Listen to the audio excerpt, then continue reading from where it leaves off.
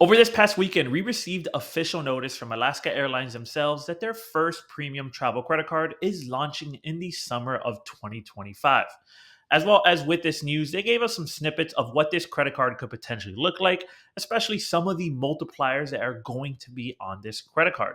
And the first kind of tidbit of information that reputable websites such as Doctor of Credit and NerdWallet are reporting is that this credit card is going to come with a $395 price tag.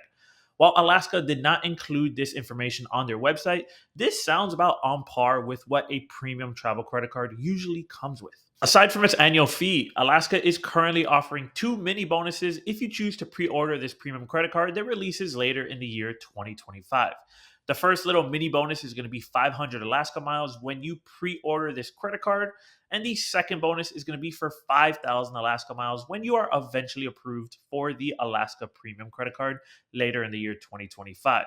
I do want to note that this is aside from any sign up bonus that this credit card is going to have, and it's just a little kind of token of appreciation of pre ordering your credit card before it officially releases onto the market. Piggybacking off the topic of sign up bonuses, this is one piece of information that Alaska left out of their reveal of their premium credit card. Speculating completely, I would assume it's going to be higher than the $95 annual fee Alaska credit card, but it may get the kind of Chase Sapphire Preferred and Reserve treatment that is going to be very similar regardless of the annual fee.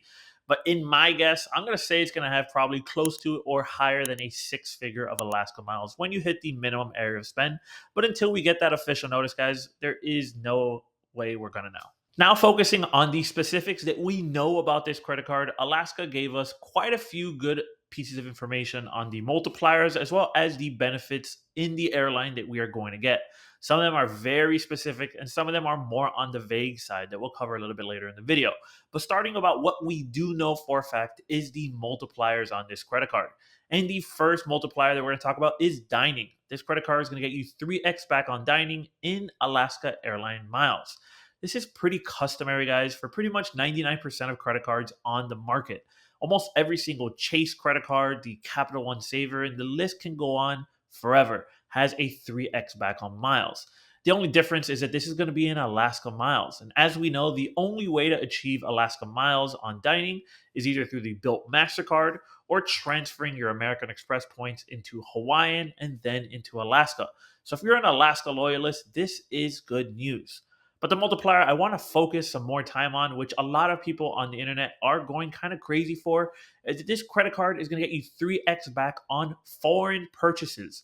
It is as vague as that, guys. We get a little bit more information if you scroll down, but you're going to get 3x back when you use this credit card on foreign transactions. If you go to the bottom of the landing page, you're going to see specifically that 3x foreign transaction multiplier is going to include what's called foreign net purchases. And they classify a foreign net purchase being any purchase that's made in a foreign currency or any purchase made in US dollars that's outside of US territories. So if you travel frequently or live a portion of the year outside of the United States, this is essentially a 3x catch-all multiplier, which is pretty insane considering how valuable Alaska miles are. Now, just playing kind of the opposite end of the spectrum, credit cards like the Chase Sapphire Preferred and Reserved are going to cover 3x on dining as well as 2x on travel, which the differences isn't huge. The only big difference is if you are an Alaska loyalist. I believe if depending on your specific travel scenarios or if you live a portion outside of the United States, this is a super powerful multiplier that can fit into a lot of people's lifestyle. Moving on to what I believe is the most important piece of information that we received with this reveal is that the premium credit card is going to come with a global companion certificate. Now, the big problem with this information is that Alaska was very vague and refused to include what that actually means. Is this credit card going to come with one, or we're going to have to put a minimum area of spend in order to achieve this? So what a global companion certificate is essentially a buy one, get one free when you redeem a flight in points and miles. So you essentially can bring either your wife, your girlfriend, anyone with you for free when you redeem this specific certificate. The big kind of make or break points, in my opinion, are how many this credit card is going to come with. I personally believe it's going to be one of them, and what the ceiling is, and if there's going to be any top up options. So if it has, let's say, a 25,000 Alaska miles, are you able to supplement the rest and achieve a higher global companion certificate? These are all integral pieces of information that we're going to need. And it's going to be, in my opinion, the kind of deciding factor if this credit card merits its $395 price tag. One very disappointing piece of information that this landing page included is that this $395 annual fee credit card is going to come with lounge passes. Lounge passes and lounge access are very different because lounge passes means it's going to come with a limited amount of lounge access. This is quite disappointing considering that it could potentially come with a super high annual fee. But the big question again is how many? Is it going to be 15? Because I think 15 is that nice little sweet spot that, unless you're a chronic traveler traveling 10 plus times a year, is the kind of nice amount to have that you don't have to really worry about running out. This is kind of premium credit cards' ways of combating that kind of overcrowding situation that we're seeing in airport lounges. But it's very disappointing when these credit cards that have super high annual fees are kind of limiting how often you can go into these airport lounges. Going down the rest of the benefits, kind of in a rapid fire fashion, this credit card is going to come with waived ticket fees. It's going to come with Wi Fi vouchers, accelerated pass to elite status. Now, this benefit, I'm very interested to see how this credit card is going to pave the way into elite status because I'll put the benefits up on the screen. Elite status for Alaska is pretty valuable, guys. It's going to include things like free checked in bag, upgrades into first class when available, and many, many other benefits. This credit card also comes with unique currency flexibility, which again, super vague. We have no idea what this means. So I'm very interested to see. And lastly, innovative travel disruption. I personally think innovative travel disruption is a super, super kind of fancy way of saying kind of trip reimbursement or trip flexibility cancellation. But these are just some kind of vague benefits that we also have on this credit card that I'm super, super excited to see the very, very specific description when this credit card is released. The last thing I wanted to talk about in this video was that if you are a Alaska Airlines loyalist and someone that values their currency kind of at the peak of the credit card points and miles game, then you can form what I'm probably going to be the first person to say is the Alaska Duo. And that is the $95 annual fee Alaska credit card and this newly revealed $395 annual fee credit card.